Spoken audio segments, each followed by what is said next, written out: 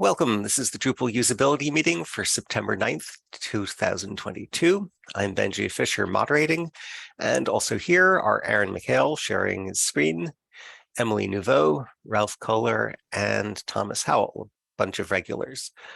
So Aaron, go ahead. Thanks, Benji. Okay, so this is issue 3306388. Delete local task should be the last tab for content entities. And this was an issue that I opened because during a previous meeting, one on the 26th of August, we were reviewing a sort of unrelated issue, and I just happened to notice that the delete local task was not always presented as the last local task. It's not immediately obvious, but when you have, for instance, if you install Umami, which comes with Layout Builder and translations installed, those tabs appear after the delete tab. And you can see in this screenshot, we have the tab order as view, edit, delete, which is what you get with core out of the box. But then we also have layout, revisions, and translate, which are added at the end of the list. And then the particular thing I noticed was that the delete tab appears in between the edit and layout tabs. So with Layout Builder particularly, it feels a bit odd because to me it would seem better to have the edit and layout tabs grouped together with the delete tab appearing after revisions and translate. The delete tab, and I'm just going to read what I wrote here. The delete tab, delete being the last tab makes more sense because it is the only tab which leads the user down an unrecoverable path, i.e. permanently deleting the content, whereas the four other tabs, excluding view, all involve some form of manipulating the existing piece of content, whether that be editing a field, changing the layout, reverting to a previous revision, or translating the content. All of these actions involve making incremental recoverable changes, so it makes sense they are all grouped together. While this problem is most obvious on nodes, the same is present for other core content entities, including media and custom block. I didn't do an exhaustive search, but those were just the ones I checked. But again, assuming it's the case. So pending discussion and agreement at future X meeting, the proposed resolution could be to increase the weight for the delete local tabs on local task on all core content entities so that it always appears last. Additional tests could be added to relevant modules to ensure in the future delete always remains the last local task. So that is basically, and there's only one comment from me saying I was going to raise it at a meeting. So that's essentially the issue. So my hope is that we can either get agreement or some feedback on this and that this could be taken forward. Okay, so a quick comment. Local task is the backend developer's term for a tab. Yes. And any questions at this point? Is Aaron's description of the problem clear enough? If anyone is raising questions, they're muted. Okay, so no questions, then do we agree with Aaron's recommendation that delete should be last? I mean, I suppose we can never guarantee that it's always going to be the last. We'll assign it some weight, and some other module could add something with an even higher weight. Go ahead, Thomas. So I think it makes sense to me. I have a longer outstanding frustration with Drupal that I don't think will apply. I just want to explain it for context. When I look at the tabs, I dislike the mix of verbs and noun. So revisions, it's not revise, it's revisions. And I find that it is confusing to me and to folks that I've dealt with who are newer to Drupal because it doesn't make it clear that these things should all allow for actions. That said, I feel that even in addition to delete going off page, the fact that it's the final thing you want to do and it's a pretty common pattern elsewhere definitely means to me that delete should be last. Thanks, Thomas. Yes, I think it's an interesting point you raised, and probably something, yeah, worth exploring. Oh, and I see Offer Shaw has just joined us. Welcome.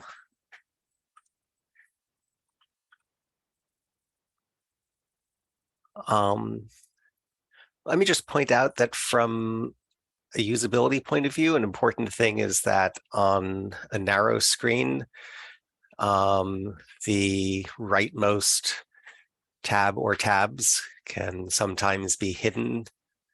Aaron, do you want to switch? I think you opened. Yeah, let's have a look and see what happens. I have a theory as to what will happen, particularly with umami. Is it just regular? Let's Yes. try. Aha. Good thing that's not your real password, Benji. All right, let's go to, so this is an umami demo, perfect, because that is, this will trigger the problem perfectly. That's also another thing that kind of, just while we're here and looking at this, one thing that sort of, this is in Spanish. Hold up. Yeah, I don't know, I find, oh, maybe not. I always find umami for me, I don't know what it is, but sometimes it defaults to Spanish on some pages. Okay, maybe. I think it is you. Because I never had it. Let And me try it. Oh, maybe that's because. Benji, would you mind sending in the chat the issue we're discussing? Sure. Thank you. Okay, okay, this one's in English. Sorry about that. So the one thing I was going to mention just quickly is that the tabs, if you as you cycle through, you'll notice we go between the front end and the back end theme. So if we go to edit, we end up on the admin theme. If we go back to layout, we end up on the front end theme. But so because of this, the tabs position kind of changes. One solution I've seen to this is to have a section that's persistent at the top, like the toolbar that has the tabs on it. And I almost feel like that'd be quite good because regardless of which tab is using the front end or the admin theme, you get a consistent position and place for the tabs, which is just something that I felt was worth raising. But nonetheless, let's go to here and let's just shrink this down a bit. I'm hoping I remember how to do this. Okay, well that did it. So it looks like the tabs, yeah, so they will transform into this menu here. So it does look like delete would never be kind of, or any of the other tabs would never be kind of hidden from the user in a way that they couldn't access them. Well, that's funny. I thought there were certain breakpoints at which it would show some and then a summary of the others. Yeah, maybe on like 7. I know there's a lot of work. Yeah, it might be a difference between the 7 and the Clara themes. I recently was, regarding accessibility and stuff, discussed what BBC is doing, which I really, really like. I don't know if it's possible for Drupal to adopt that. And that is the menu, or any kind of menu, would show up as much as possible. When there's not enough space, 3 dots would appear and the rest of the menu. And as you are making the screen a little smaller, more and more menus would be added to the 3 dots drop down, while a regular menu is still trying to show next to it.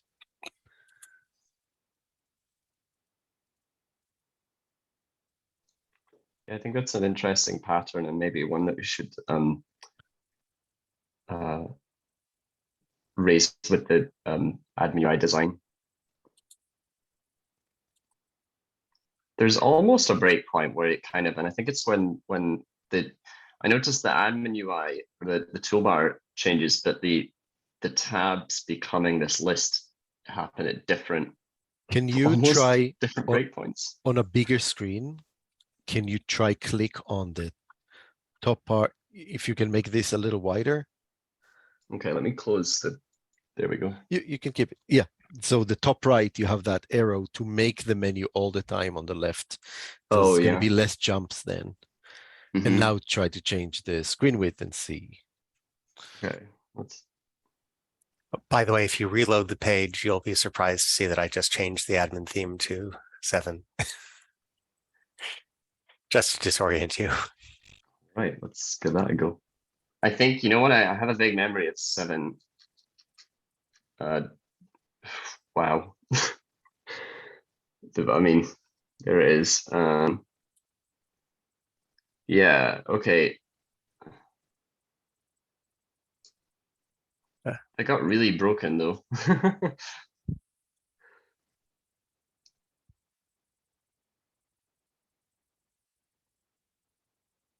Clearly, Umani wasn't designed for 7.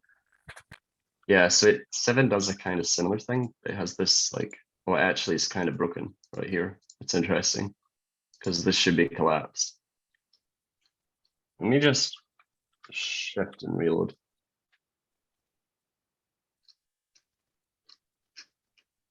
Yeah, so that's interesting. I think I think some of the blocks got put into the header that weren't supposed to be there. So yeah, so we can see 7 has a kind of similar behavior to Claro. Oh, there was a point where the tabs went onto 2 lines there. All right, well, it's my fault that we're getting into this digression. Shall we return to the original question? Yeah, let's go back over here. And I'm going to restore Claro for this site. Thank you.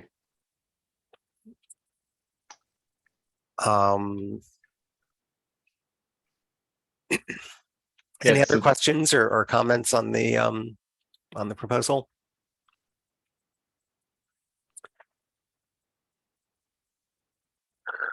Oh, and I see we have one more person who's joined the meeting. I just see Vitor BS. Hello.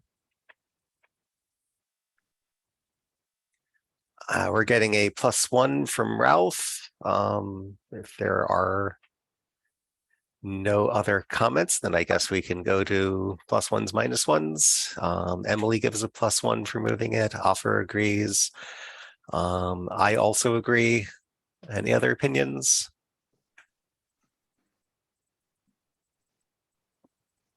And I guess there's a question of just how high the weight should be set, but I'll call that an implementation detail, not a usability question.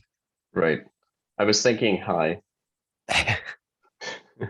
But I did also want to I did also put in the proposed resolution that we should have a test case that runs to make sure that delete is always last, so that this doesn't inadvertently get reverted by, you know, like you said earlier, something else coming in and adding another tab at the end that would then automatically fail the test. So that would then be flagged up. Okay.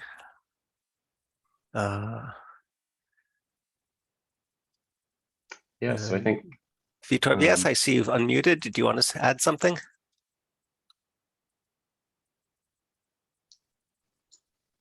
No. Go ahead, Aaron. I was just going to say, it sounds like we've got agreement that this is a good idea, so I'm happy to post that an issue. And if anybody wants to work on this with me, feel free. We'll need someone to review. I'm happy to review any patches or work on any patches, and someone to do the opposite role. So.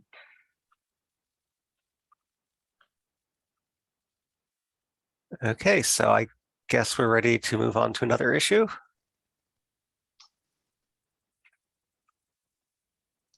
Yep, I'll bring the list up here of issues, and I don't know if there is one more particularly want to look at. I'll also paste the link to that into the chat since it's scrolled off.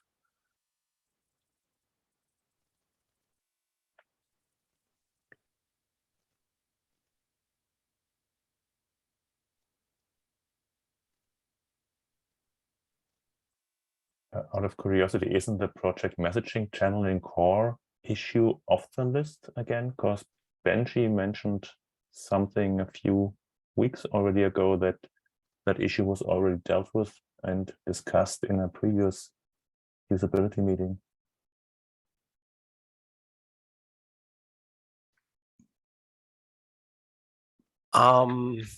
Yeah, unfortunately, no one ever posted a comment based on that meeting.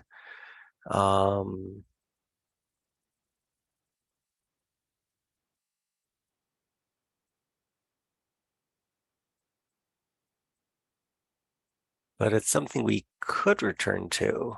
But it's sort of The complex issue. layout issue, the revert. Yeah, we could bring that back up. I mean, I don't know if we got it totally finished at the last meeting, but we did. Did we agree that we were happy to leave that issue? Yeah, I think so. The only remaining thing we were talking about discussing was the page once you go to delete. Right. But I think it's also okay to leave it as is too.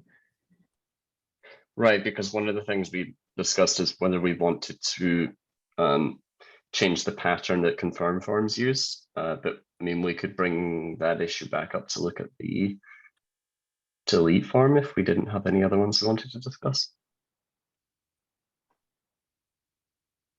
Or sorry, the revert confirm form, not the delete form.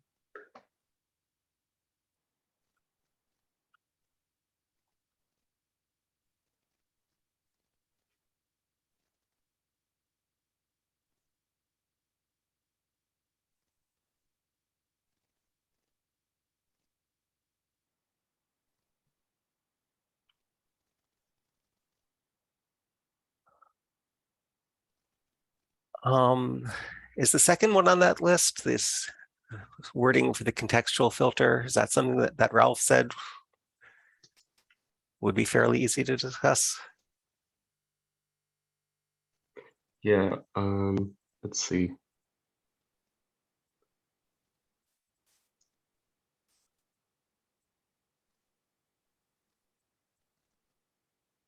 Yeah, it looks like just like a wording issue. Yep, that's only wording. It's a small one.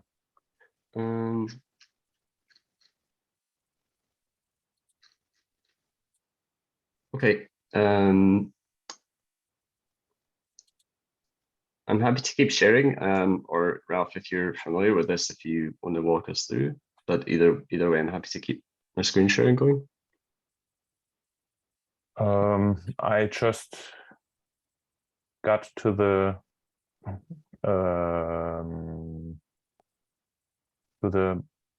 place in question in the UI once, and well, there isn't much to talk about. Basically, it's a small one. Yeah, but easiest is just to go to the page. So let's first say, for the sake of the recording, this is issue 2795507. Suggested wording: contextual filter content has taxonomy term ID, load default filter from node page, ambiguous.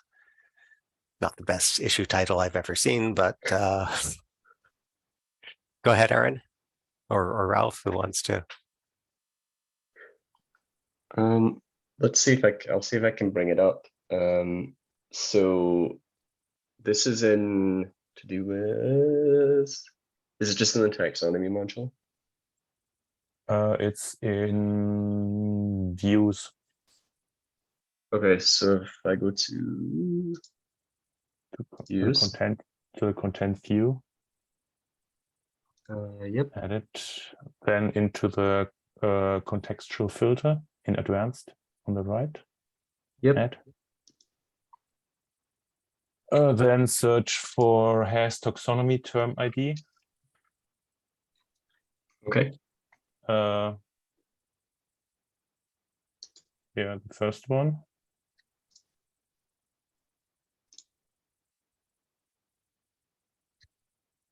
Then provide default value, the radio button on the top. Then taxonomy term ID from URL.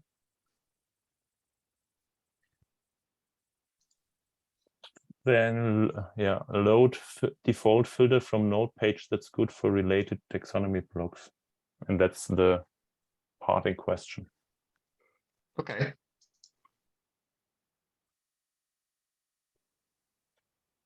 Yeah, I see.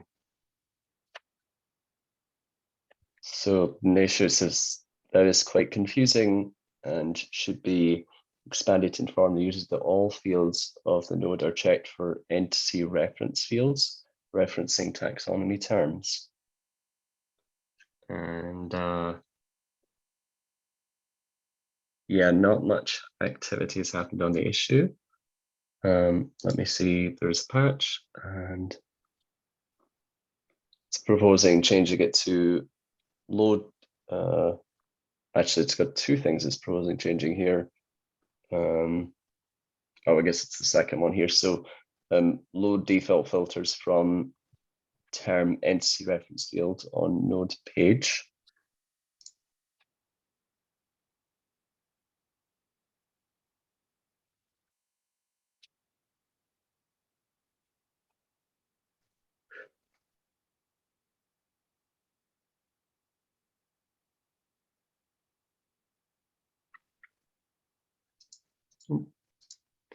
So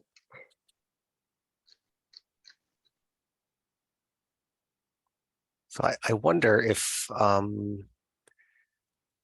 if we could whip up an example on our Umami site to see what the effect of this is. yeah, because I'm not entirely I'm not entirely clear what the impact here is going to do.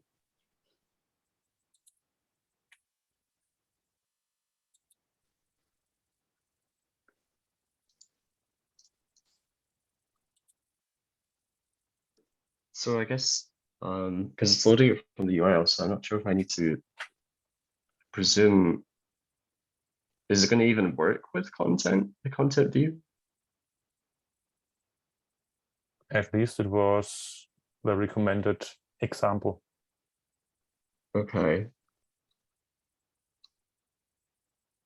Yeah, okay, provide default value text from ID URL. Okay, what would the, let me apply it. Oh, yeah, I can just, you can use the views right here. So I guess we need to go and get a taxonomy term. So let's go have a look at taxonomy. And recipe categories is probably a good one. And let's try the first one. Need the ID. Okay, 29, I think. This is brought up to.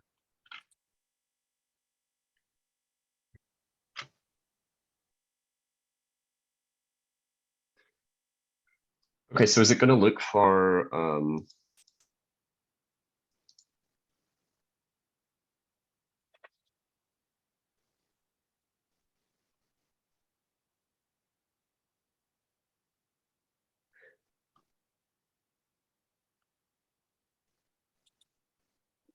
yeah, I'm still not clear what the, let me take this filter off because I'm still unclear exactly what the difference is here.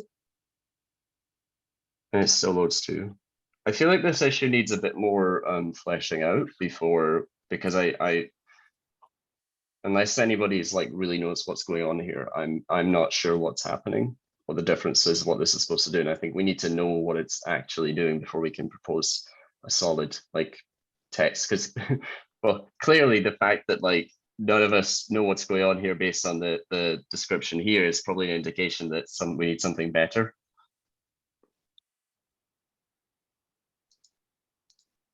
So I think what the comments suggest is that it will look at all taxonomy reference fields on the page. And in Umami, the recipe content type does have two different taxonomy reference fields. It has tags and then it has recipe category. So that's an example where there are two reference fields. Okay.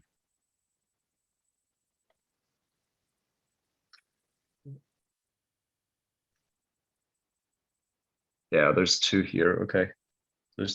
Right, okay, so we could then specify, let's see if there's any tags, because we tried with a recipe. There are some tags.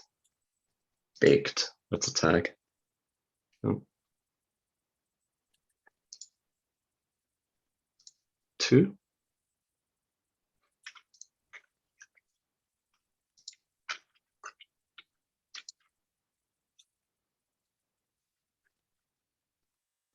Okay, so it's loading up. Yeah, so I guess that makes a little more sense. So it's going to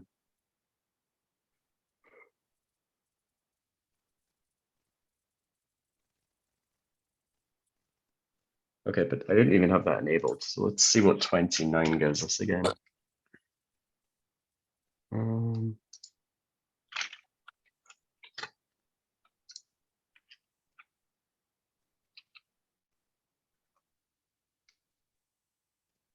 Okay, was that what we had before? And let's try.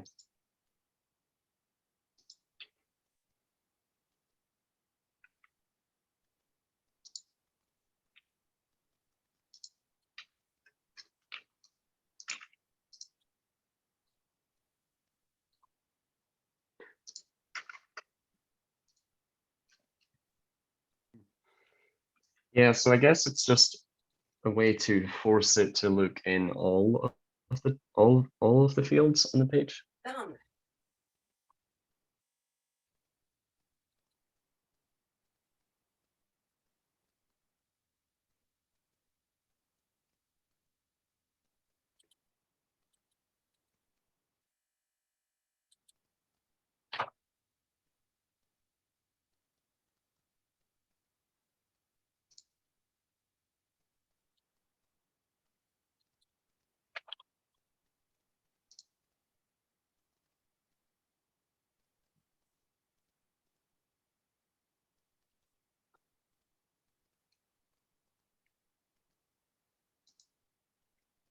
Okay, I've just been playing on the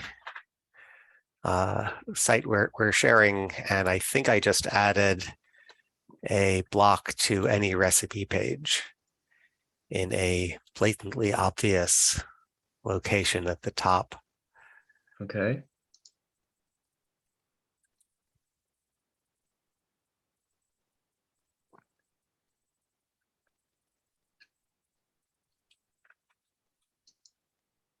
Okay, so which was above the tabs. Oh, okay. So if you hover over those, you'll see those are taxonomy links. I think those are all category. And there seems to be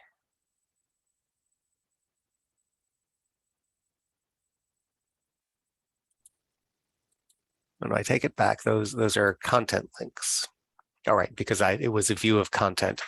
So those are all the nodes that share a taxonomy term with the given one. And we seem to have a duplicate.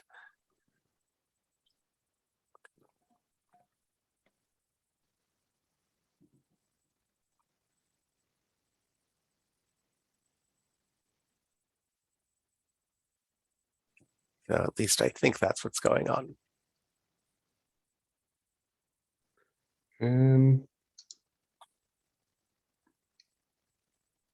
Oh, one is the Spanish and one is the English one.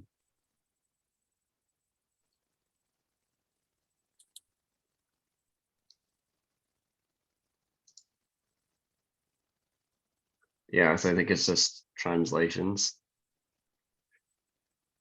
And if you scroll down, whoops, just below the title, just below the title, it has the recipe category and the tags. Let me. So it's a dessert and it's a cake. I imagine that every cake will also be a dessert. Yeah, there's not enough content on this site to make a good test. Although, yeah, we could play around. We could add additional tags to this and some other content.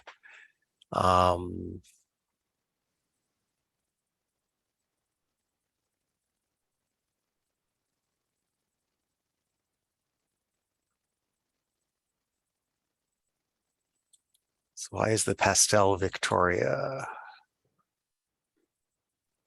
coming up?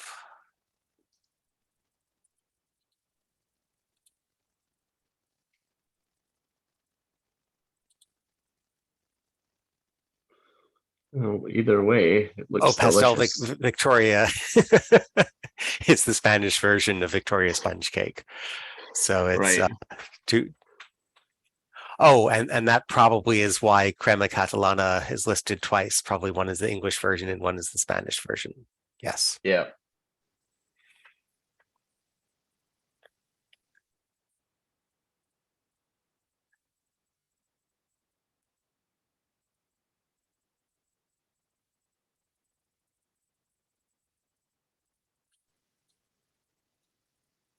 So Aaron, on the page you're working on, can you edit it and add a foo tag to the tags?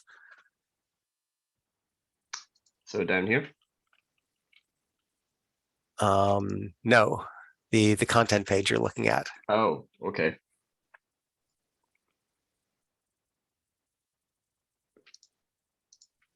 So which one did you say?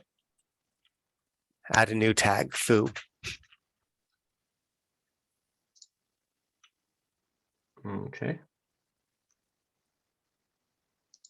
Did you make that capitalized? Yes. Okay. Oh yes, autocomplete works. I just added that same tag to an article. Okay. And now let's see whether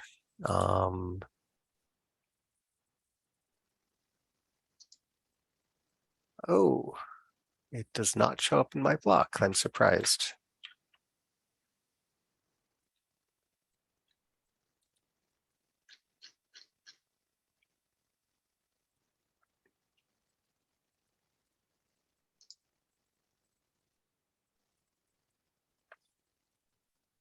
So I was hoping that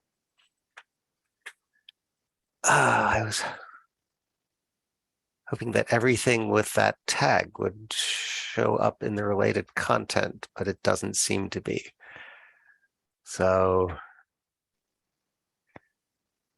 yeah, I think someone has to do a better job of explaining what this does before we can figure out what the right fix is. Yeah.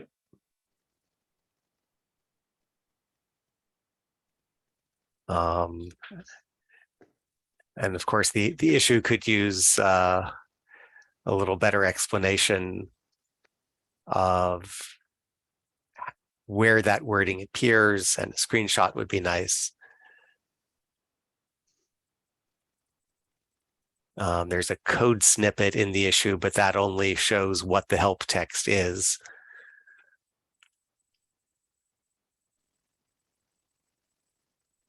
Yes, I think we definitely need this issue definitely needs an update.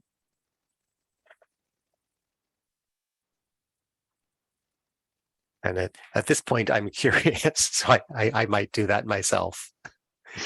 We'll look into what happens when you select that.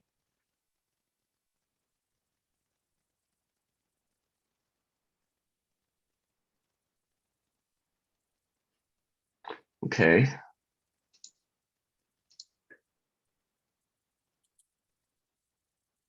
So I'll remove this one from the list until it has been updated, and then it can come back on, I guess.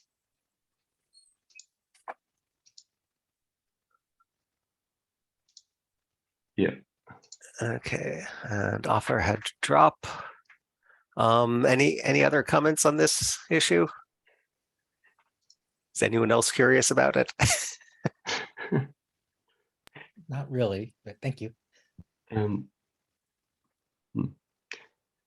other issue we could potentially look at is this one that came up in Slack, which is an old issue, but I looked at it and the problem is still quite like it's still quite obvious what the problem is. So I could open this one up, which is 2035079, figure out what to do with the install uninstall modules page, which may be similar to something we've looked at before.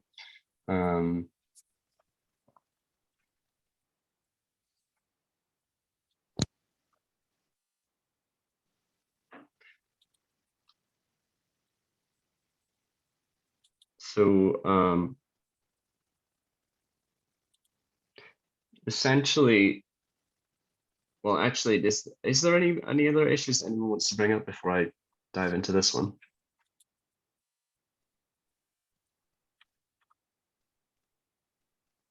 I'm guessing not. Okay. Right, go ahead. Yeah, so this issue is pointed out, it is quite an old issue. It's from back in 2013, and it hasn't had it's had some activity, but if I scroll to the bottom, in basically it's not had much recently. So the problem it's highlighting is that on the extend page,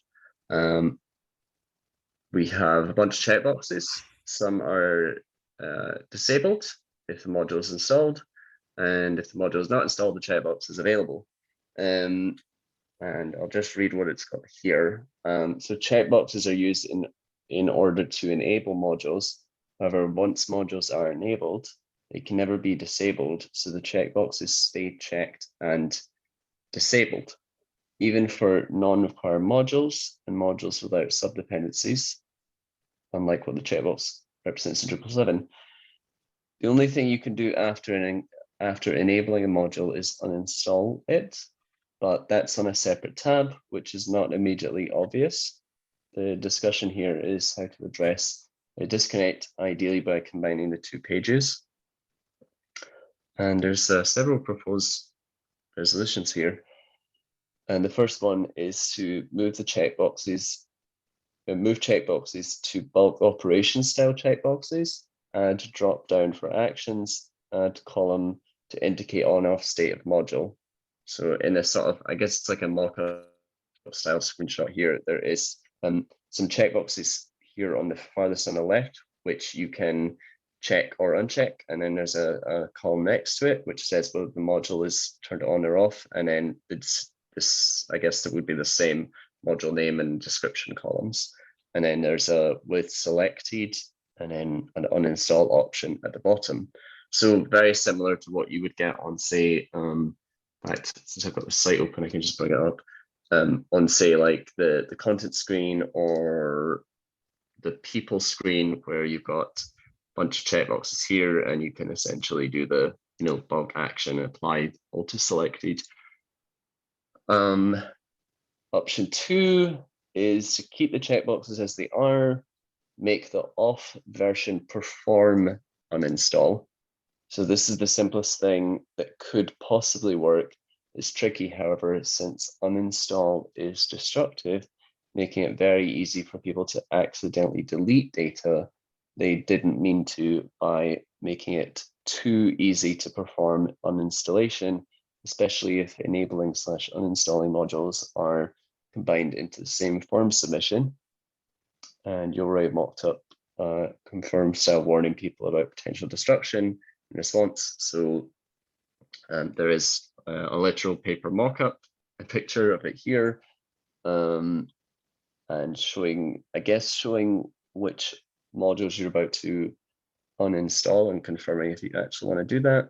And then Bojan created a sort of mockup using a Drupal 7 confirm form, where you can see a header that says modules to be uninstalled, and then there's a list of modules, and then content to be deleted, and then effective configuration, which is kind of similar to what you get right now when you uninstall modules. And I can probably demonstrate that actually if I come into the uninstall tab here, and let's pick contact and uninstall, and you can see sort of it'd be a really similar idea to this. Whoa, slow down a little. You're scrolling up and down very quickly. Oh, sorry. Yeah. So similar to this confirm uninstall, where right now where it says we're going to uninstall the contact module, and it's going to show the configuration that will be updated. In this case, the role objects, and then the configuration which will be deleted. So some contact forms and some entity form displays.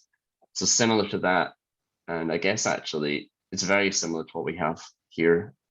Just putting in that markup, just putting more emphasis on, or a similar level of emphasis on which modules would be uninstalled. And I think there's a third option, stop using checkboxes for communicating state, switch to buttons instead. Possible walkup from Bojan 54. And so let me make this a little bigger. This mockup image here, which shows has some buttons here. So the way it's each module you can see. So aggregator has a sort of green circle next to it with the uninstall button, and same with ban. Text editor is showing, I guess, with a white circle and an install button to indicate it's not installed. The same for toolbar, and then tour is showing that it's, I guess, in an installed state with an uninstalled button. And it says here the advantage to this approach is that color used well as a label can begin a warning prior to initiating any action. There's also no chance of weird interactions when trying to install and uninstall modules in the same page request. The disadvantage is installing multiple modules in one go is no longer possible, which is convenient, especially for modules like Drupal Commerce with multiple submodules, though presumably toggling would initiate an AJAX request, so it wouldn't be quite as tedious. However, bear in mind that each button is initiating, 30-second page load by rebuilding all the various caches. Another advantage is the visually start changing from Drupal 7, which there's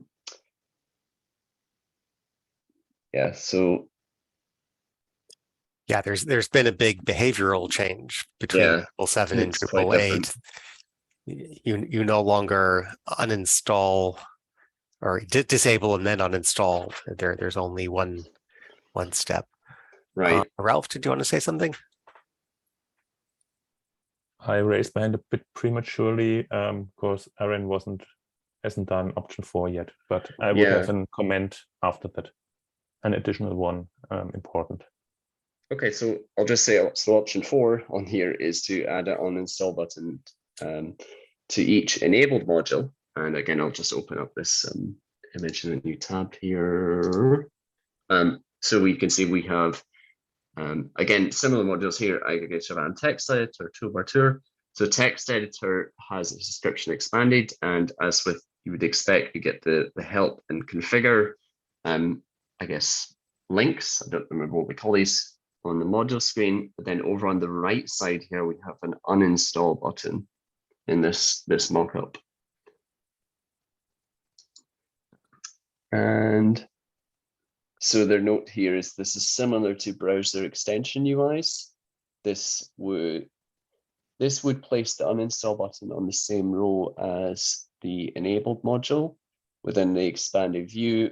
This also has the advantage of being highly visible what you're about to do, and an incremental improvement. We would lose the feature of being able to uninstall many modules at once, but this could be a feature from a student's stability point of view, which for anybody who's tried to install a large amount of modules and got a blank screen or a server timeout, I can see why that would be a stability improvement, doing it one at a time. Hand over to Ralph now. Thank you. Another comment directed to option 4. That is one usability flaw I see, especially if you have something, for example, like ECA, a module with several submodules, and if you try to uninstall the parent module, let's call it that way, then that's impossible, and it's somehow tedious to find the interrelations if you have several modules, submodules, and then those submodules depend on other modules, and to uninstall all the modules is complicated. And so just an uninstall button for a single module I consider problematic. And the other point I wanted to mention, there is over in the project browser issue queue an issue. It's number 3300397. It's considering unifying all the extend tabs into a single tab, which is overlapping with this issue basically. And it looks like the plan or the idea is the styling they have for the browser page also to apply for example, the core modules. And that is also something to take into consideration into the discussion. So not that we go into parallel discussions on project browser and and we are talking now about the modules page. And if that isn't overlapping and synchronous, therefore I wanted to bring that up as well. Right, we should certainly add one of those as a related issue to the other. Thomas, what did you want to say? So my response is a little bit complex. I'm not a huge fan of removing the uninstall. I don't necessarily like forcing people to only uninstall one thing at a time. I've seen too many customer sites where they create a huge number of very tiny modules. And if they needed to, for any reason, uninstall those, the idea that you'd force them to click like 100 times blows my mind. I think that would be a huge usability impact. Now, we can argue that they're not following the best design patterns, et cetera. But I've just seen it happen, and it's not rare, it's just uncommon. Okay, Ralph gave a thumbs up to that comment. Go ahead.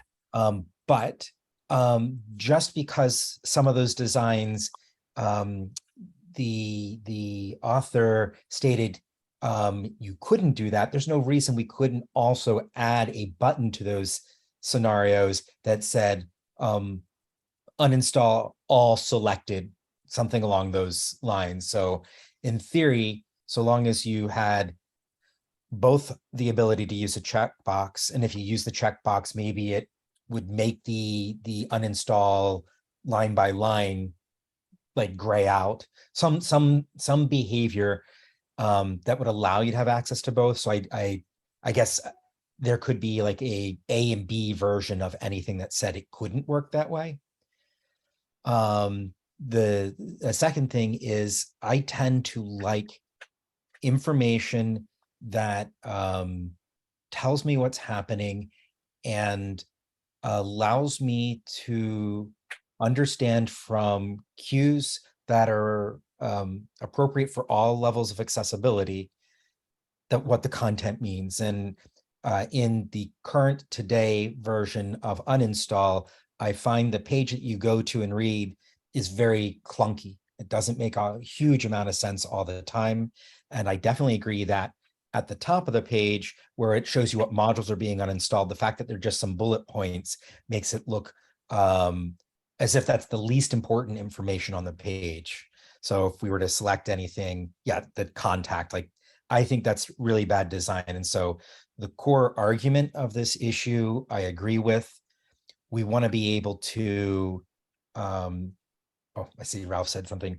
We want to be able to do something to make this more legible. And so option 2 for me was a really good example of a possible improvement. I'm not sure if just putting those icons in there is sufficient, like the wrench, but that makes it very readable to me. So if you look at the mock-up under the confirm uninstall slightly below the fold right there, to me, that's a lot more comprehensible. So I like that, but I understand there are additional functionality, usability concerns about how that comes up. But I would like a page like this for the uninstall all selected, whatever option we're chosen. So I like something, but I'm not sure those icons are perfect. I'd want to get an accessibility pass to make certain this page looked right and behaved in a way that is good for all. Thank you. Okay, we have just a few minutes left. I'd like to make a few quick comments. First, we might want to separate the confirmation page into a separate issue. Second, yeah, it's real pain because of dependencies to uninstall modules from the UI. And when you install modules, you automatically get all of their dependencies. If you install or uninstall from Drush rather than the admin UI, it handles the dependencies for you. You know, the one thing that doesn't work conveniently is uninstalling from the UI. So whichever option we choose should address that, I think. And the last comment I want to make is that on the content page, admin/content, you have drop buttons which let you delete one item at a time, and you also have the bulk operation. So you have the option of doing one at a time or doing them in bulk.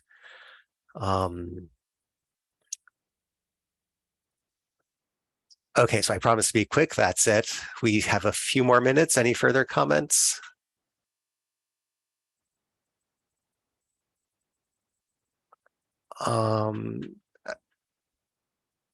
Okay, so I think I'll just invite everyone to add your comments to that issue. Someone should add the project browser issue to it as a related issue, the one that Ralph pointed out. And maybe we can return to this when we've had a chance to think about it a little further. Oops, sorry. And Ralph offers to add the related issue. Go ahead. Who wants to take splitting out the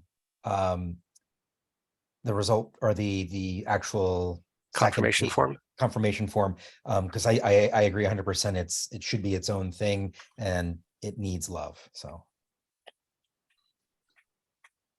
Yeah, because that's something we could. This kind of also touches on things we're doing around the appearance page. You know, really similar, maybe almost the same pattern there. So we could, you know, tackle it for all extensions. I don't think there's a reason we couldn't. Should we consider looking for parity as Benji suggested between that confirmation form and what Drush is doing, so that both pages are presenting the same types of information coherently in a way before someone says yes or no, regardless of it being through the web page or Drush?